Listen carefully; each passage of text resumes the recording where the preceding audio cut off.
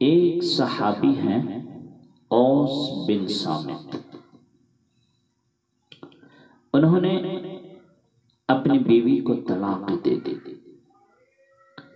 ایک طلاق ہے جاہلیت کی، جس میں یوں کہا جاتا تھا کہ تو میری ماں کی طرح ہے،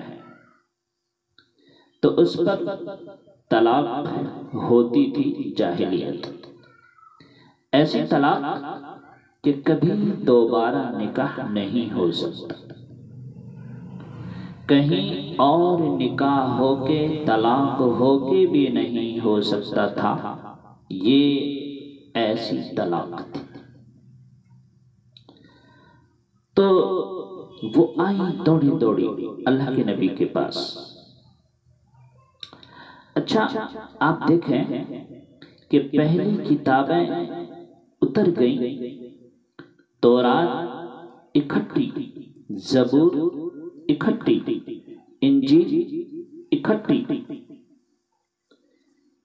پر قرآن ایسے نہیں آ رہا۔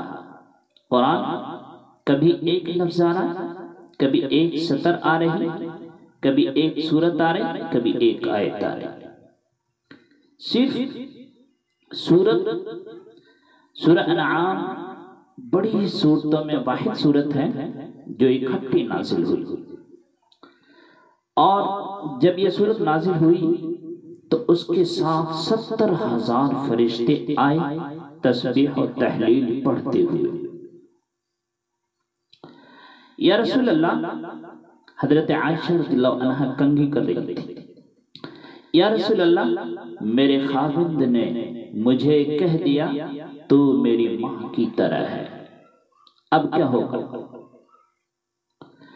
تو چونکہ شرعی حکم موجود نہیں تھا تو آپ نے رواج پر فرمایا خلا، طلاق ہو گئی۔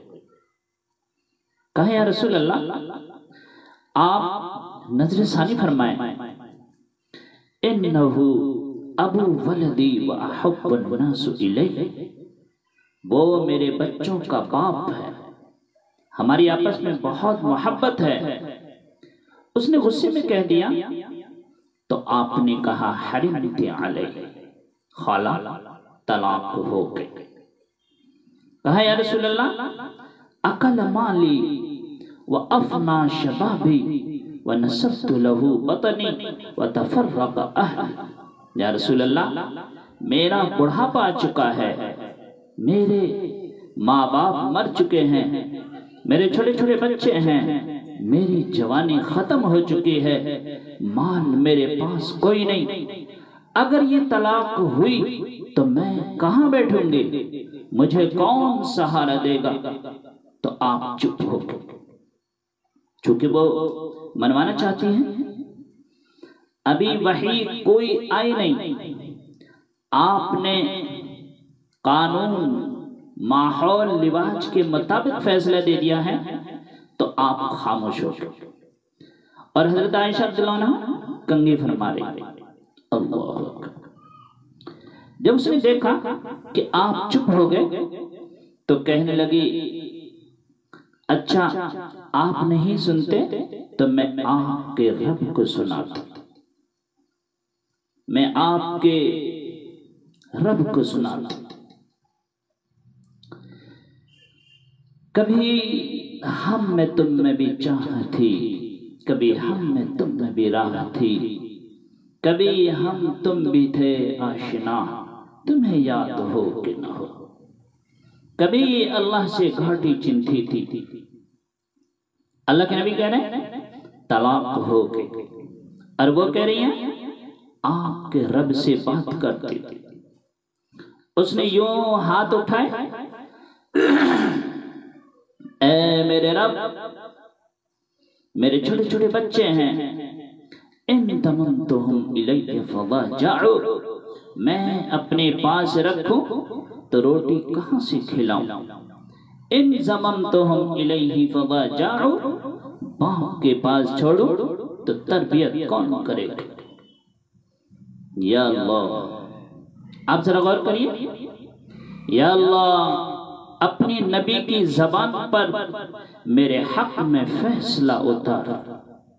یہ نہیں کہا یا اللہ تو اپنے علم کے مطابق فیصلہ اتار، تو اپنے شریعت کے مطابق فیصلہ اتار۔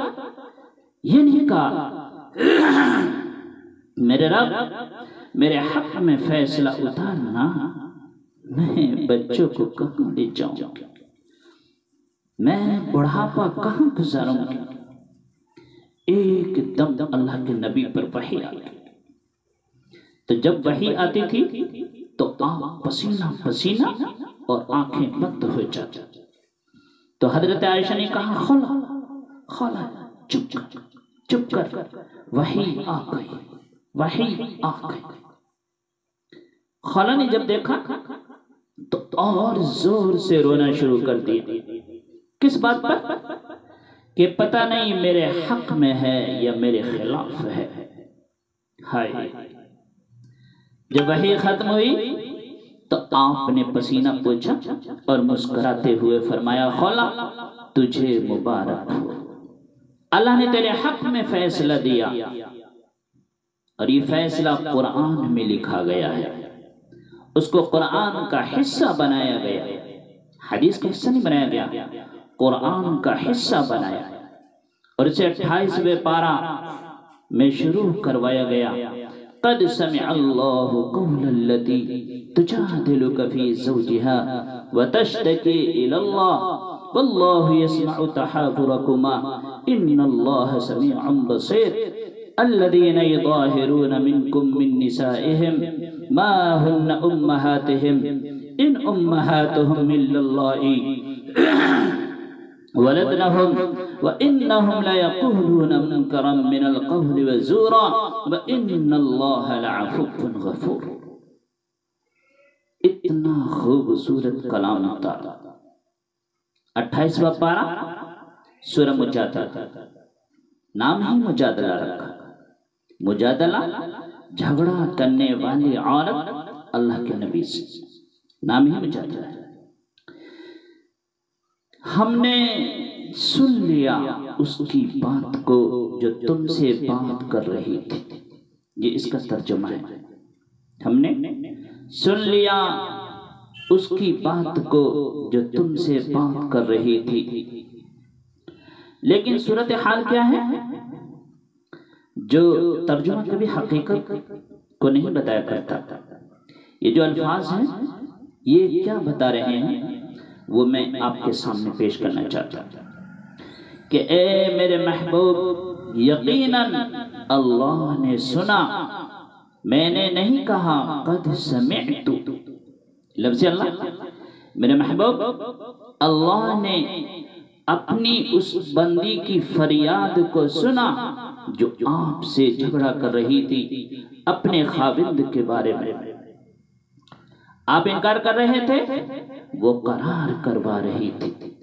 اس عدالت میں میں بھی موجود تھا، میں نے یہ فیصلہ اپنے بندی کے حق میں کر دیا اور اس طلاق کو ختم کر دیا، اور اس کو جرمانہ رکھ دیا کہ غلام آزاد کرے، بیوی حلال ہو گئی، مسکینوں کو کھانا کھلائے یا روزے رکھے، بیوی حلال ہو گئی۔